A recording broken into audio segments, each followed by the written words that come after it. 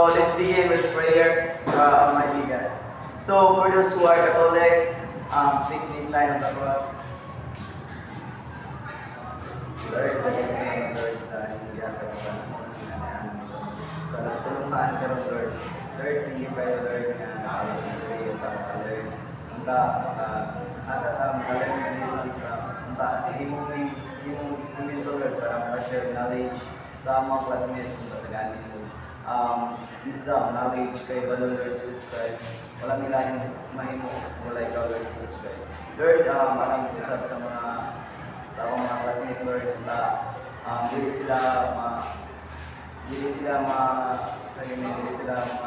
mag-support sa mga practice Lord Jesus Christ.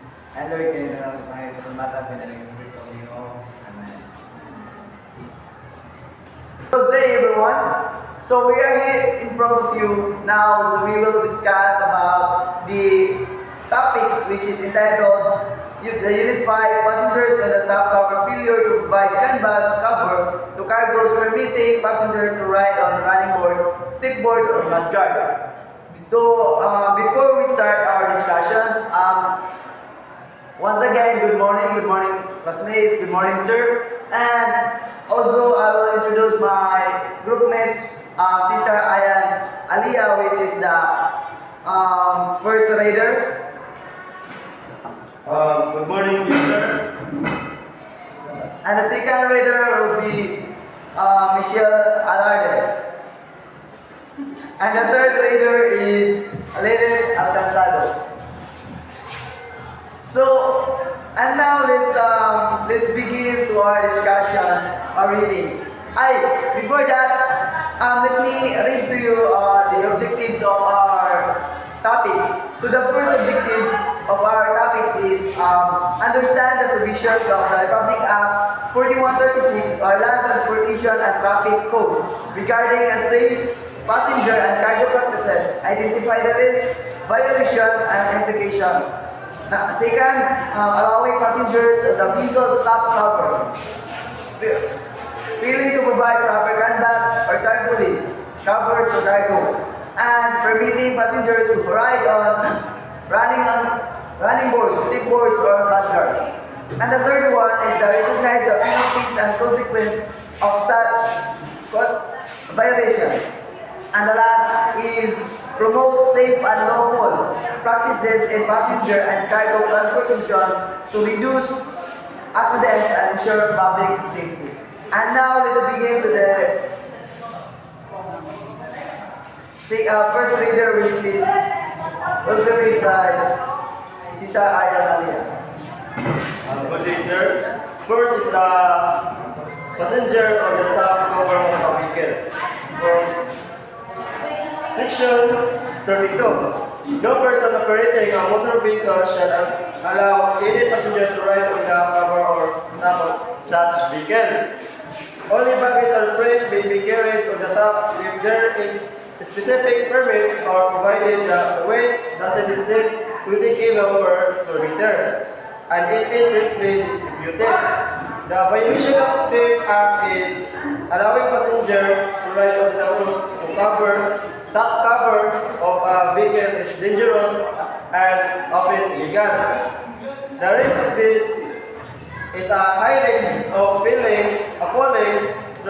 severe injuries, or death in case of sudden stop or turn. Illegal infraction must traffic laws prohibited carrying passengers outside the designated sitting area. And the second reader will be read Miss Alarde. So, good morning everyone.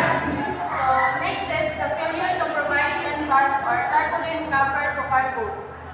So, although Republic 4136 doesn't explicitly mandate canvas covers, it states in Section 32 that no vehicle shall carry freight beyond its registered capacity. In practice, this is interpreted and enforced by the LTO or MMDA requiring tarpaulin or net coverings to prevent cargo from falling. If not covered and spilling, the operator is deemed in violation for securing loads and controlling transport safety. The violation of this law is transporting cargo, especially loose or hazardous materials, without a canvas or tarpaulin cover.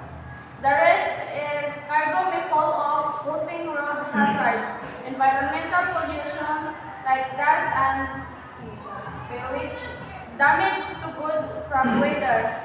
Legal implication is often penalized under vehicle road safety or environmental protection rules. That's all.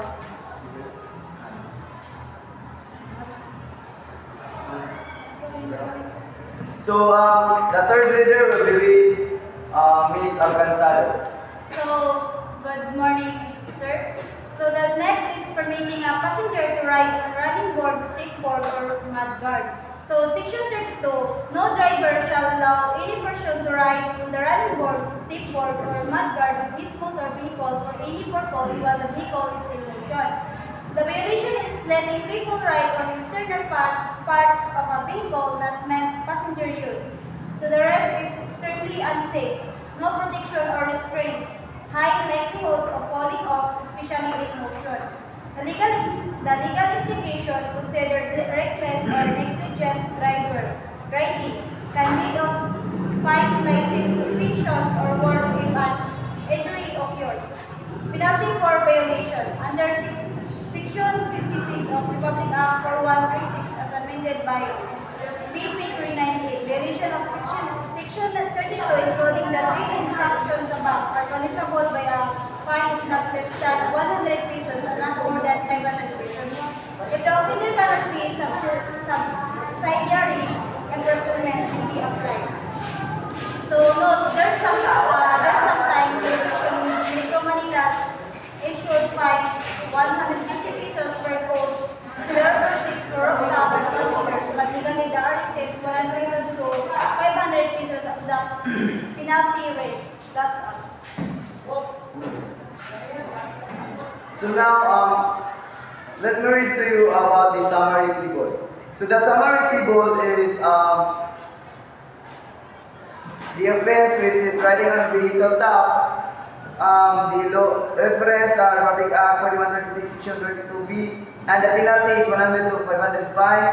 Riding on running board, a stick or mudguard, Section 32. The penalty will be 100 to 500 fine. And overloading cargo, not securing, for example, no canvas cover causing spill hazard, Section 32 shall be penalty 100 to 500 fine. Failure to secure load properly is spillage, interpreted in Section 32A and LTO and implementing rules. So that's it. That is the whole Unit 5 topics. But before that, let me give to you about the realizations. So, based on my realizations, so we have to not to stick the like for example, I saw so many vehicles that the man or the person will kanang bitaw magkumbite lang siya sa kwan sa kanang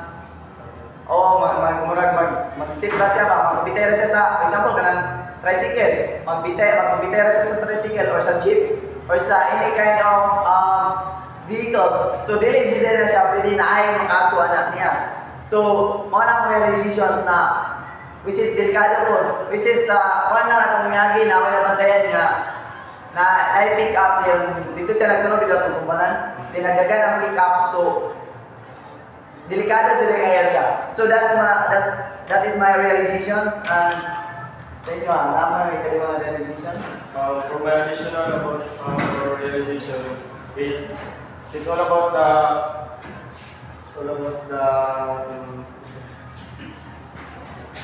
passenger on the top cover of a vehicle is karami mo sakay ka sa kawitan, bao-bao. Kaya instead na dito ka sa sulod, dito ka sa babaw kay hangin. Kaya bawal na siya kay delikado. Karami tayong kawitan na instant brake. Kaya kay kung dili ka makapantay mo nga mo brake lang sa sakyan sa ibabaw, so may possible nga matagak ka din, magka-severe injury. That's all for my realization. How about yours? Do you have any additions? Wala na. So, so for me, I ask courage and courage and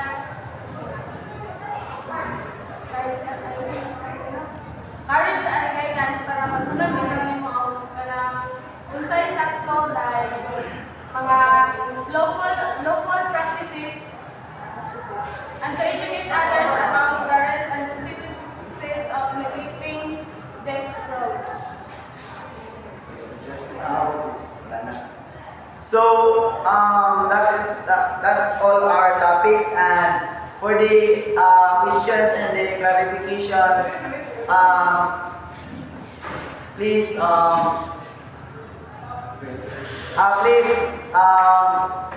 Comment lang. i-comment lang ninyo ang inyong mga pangutana or mga clarifications sa mga YouTube channel, which is don't forget to subscribe, click the notification bell, and also of course like that and po. And that's all, sir.